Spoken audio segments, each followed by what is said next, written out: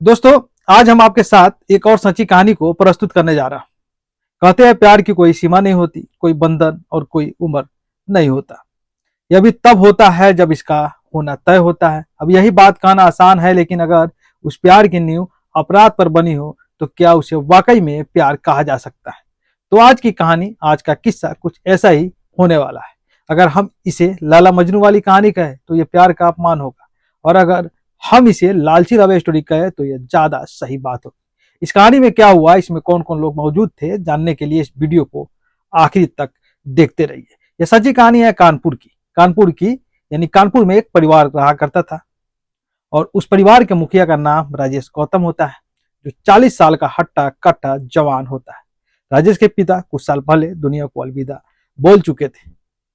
राजेश के दो भाई थे और उनके बीच बहुत प्यार मोहब्बत था। उनके पिता एक जमींदार थे जिन्होंने अपने बच्चों के लिए मिलियनों की जायदाद छोड़ रखी थी। दोनों भाइयों को 200 मिलियन रुपए मिले, और कुल मिलाकर राजेश के पास 300 से 400 मिलियन रुपए की प्रॉपर्टी हो गई थी।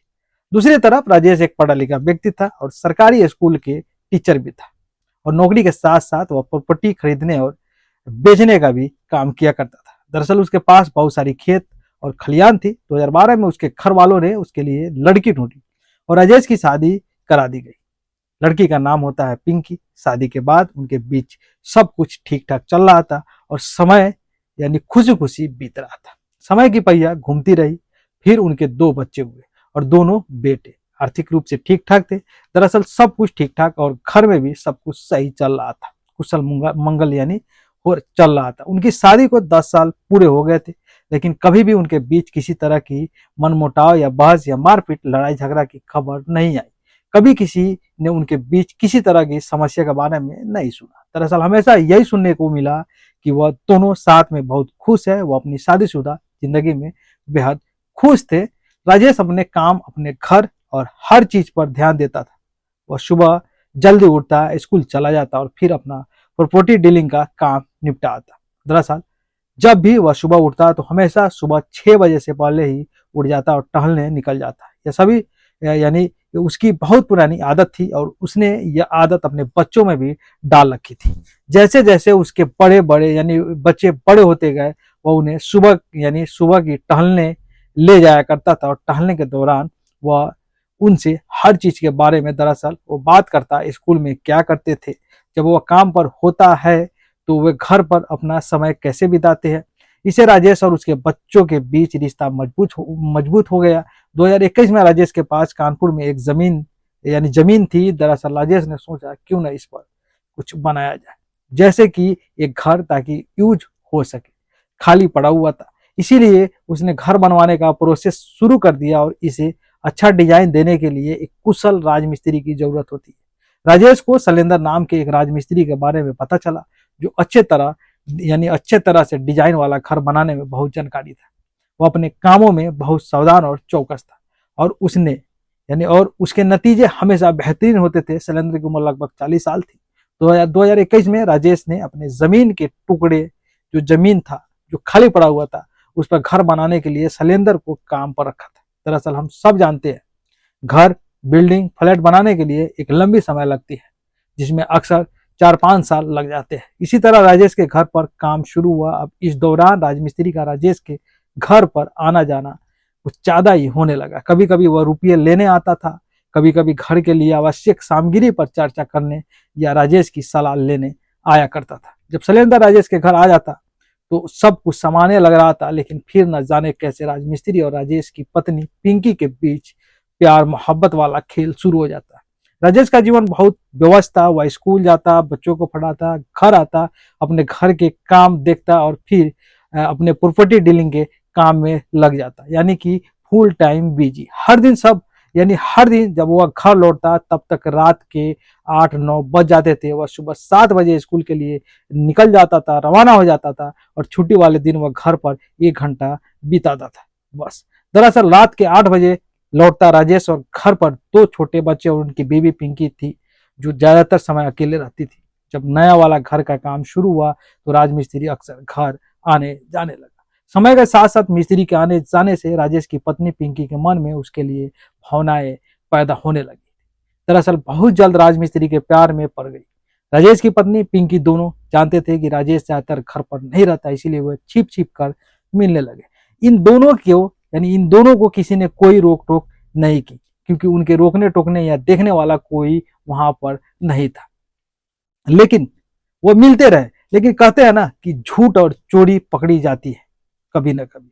वे दोनों भी पकड़े गए। राजेश के बगल में रहने वाले पड़ोसियों ने देखा कि राजेश के अक्सर बाहर रहने पर राजमिस्त्री हर दिन उसके घर पर आता रहता था। उन्होंने देखा कि एक अनजान व्यक्ति का आमतौर पर एक समय होता है, लेकिन यह मिस्त्री अजीब समय पर आता है और घंटों तक रहा करता है, जिससे उन पड़ोसियों का शक और भी मजबूत हो गया। इसलिए धीरे धीरे यह बात राजेश तक पहुंच गई और राजेश को भी लगने लगा कि अगर राजमिस्त्री को उसे कोई काम होता तो अक्सर उससे फोन पर बात करता, और अगर वैसे पैसों की जरूरत होती तो राजेश नया वाला घर पर जाकर उसे पैसे दे दिया करता। वह फिर राजेश शैलेंद्र पर नजर रखने लगा, और जब उसका शक बढ़ने लगा तो एक दिन उसने शैलेंद्र को बुलाया और कहा, यह रहा तुम्हारा पैसा और आज से तुम मेरे घर नहीं आओगे, मैं कोई दूसरा राजमिस्त्री ढूंढ लूंगा, मैंने तुम्हारा हिसाब चुकता कर दिया। उसने शैलेंद्र को सारी बातें साफ साफ समझा दी और फिर उसे भेज दिया। राजेश ने फिर अपनी पत्नी पिंकी से कहा, अगर कोई अजनबी घर में आए तो पड़ोसी बातें करने लगेंगे, इसीलिए तुम्हें उनसे मिलना बंद करना होगा। अगर कोई आता भी है तो उससे उतना ही मिलना जुलना चाहिए जितना जरूरी हो, उसे ज्यादा देर तक घर में न बैठाए रखना। उसने यह बातें अपनी पत्नी पिंकी को भी बताई, और जब राजेश ने दोनों को समझाने की कोशिश की तो दोनों नाराज हो गए। पत्नी सोचने लगी कि किस आदमी से वह प्यार करती है, उसके पति की वजह से वह उसके साथ नहीं रह सकती।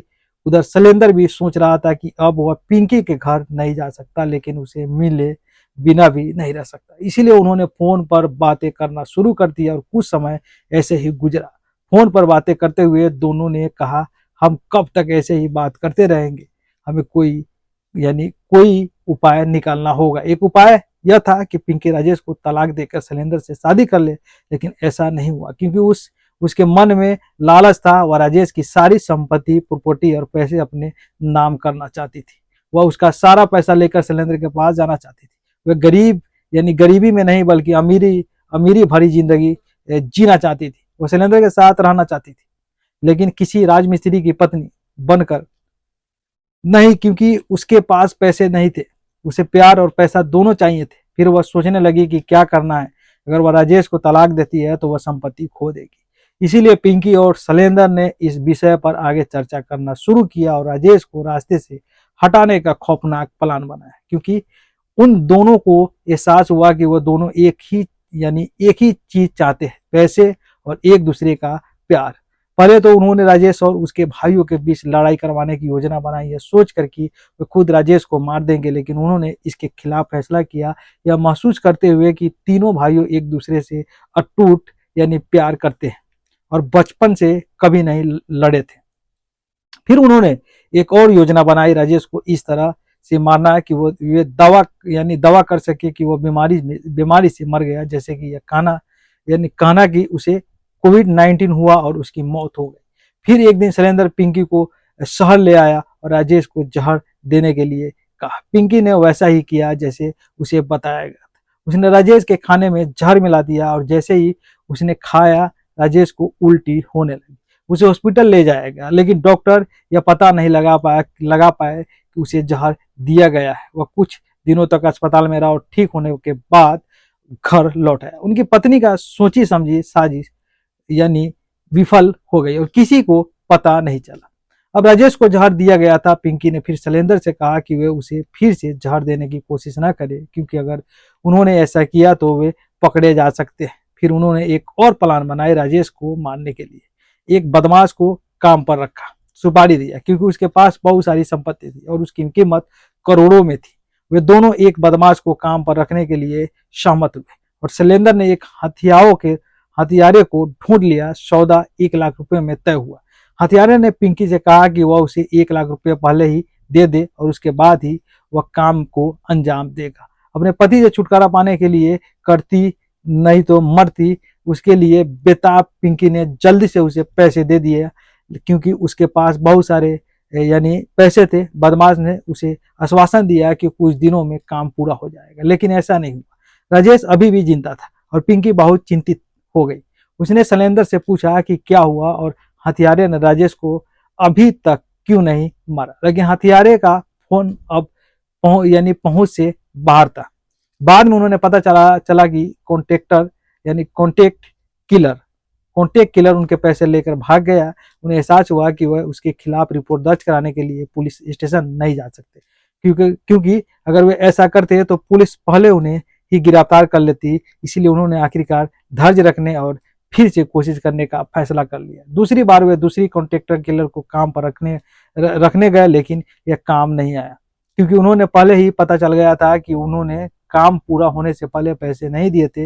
यह हथियारा बिना पहले पैसे लिए काम नहीं करेगा, और उन्होंने उसे ये भी नहीं बताया था कि राजेश ही लक्ष्य है। उन्होंने केवल उसके साथ योजना पर चर्चा की, लेकिन यह कहीं नहीं पहुंची। समय बीतता जा रहा था और उनकी मुलाकातें सीमित होती जा रही थी। दोनों अपने रास्ते में आने वाली बाधा को दूर करने के लिए बेचैन हो रहे थे, ताकि वे साथ रह सके। चूंकि जहर और कॉन्टेक्ट किलिंग की योजना विफल हो गई थी, इसीलिए उन्होंने सोचा कि किसी तीसरे व्यक्ति को क्यों शामिल किया जाए, क्यों न हम खुद ही राजेश को मार डाले। पिंकी ने सहमति जताते हुए कहा, चलो खुद ही करते हैं और इस दुर्घटना जैसा दिखाते हैं, जैसे एक्सीडेंट हो गया हो, किसी गाड़ी ने आके टक्कर मार दी। हर दिन सड़क दुर्घटनाओं में लोग मरते हैं और किसी को यह शक नहीं होगा कि किसी ने जानबूझकर उसे मारा। और तब सिलेंडर ने कहा, ठीक है, मैं आपकी बातें से सहमत हूं, लेकिन ऐसा करने के लिए हमें एक कार की जरूरत है। हम राजेश को उसके घर से उठाकर नहीं मार सकते, हम तुरंत पकड़े जाएंगे। इसीलिए उन्होंने एक सेकेंड हैंड कार खरीदकर राजेश को मारने की योजना बनाई। फिर उन्होंने एक सेकेंड हैंड इको कार खरीदी, उसकी नंबर प्लेट हटा दी और उस पर एक नकली नंबर लगा दिया। फिर उन्होंने कहा कि वे राजेश को तब मारेंगे जब वो ज्यादा ट्रैफिक नहीं होगी और आसपास लोग होंगे, ताकि उन्होंने उसकी लोकेशन का पता चल सके। उन्होंने योजना बनाई कि वे जाएंगे, उसके साथ कुछ करेंगे और फिर किसी की नजर में आए बिना भाग जाएंगे। उन्होंने कभी यह भी सोचा कि अगर भागते समय उनकी कार खराब हो गई तो वे क्या करेंगे। इसीलिए उन्होंने दूसरी कार का इंतजाम भी किया और कहा कि अगर पहली कार खराब हो गई तो वे दूसरी कार में चले जाएंगे। पिंकी ने बताया कि राजेश हर दिन सुबह की सैर पर जाता है, सोमवार से शुक्रवार तक, इसीलिए लोग काम करते हैं और अपनी दुकानें खोलते हैं, लेकिन शनिवार को बहुत कम लोग होते हैं। दरअसल राजेश अभी भी हर दिन सुबह की सैर पर जाते। फिर दोनों ने शनिवार, सिलेंडर ने कहा कि वो कार चलाएगा, लेकिन समस्या यह थी कि राजेश के दो बेटे भी उसके साथ सैर पर निकल जाते थे। राजेश की पत्नी, जो अपने बच्चों से बहुत प्यार करती थी लेकिन वो अपने पति को मारना चाहती थी, उसने सोचा कि वो अपने दोनों बेटों को उस दिन सैर पर जाने से कैसे रोक सकती है। शनिवार को राजेश सुबह 6 बजे उठा और मॉर्निंग वॉक के लिए तैयार हो गया।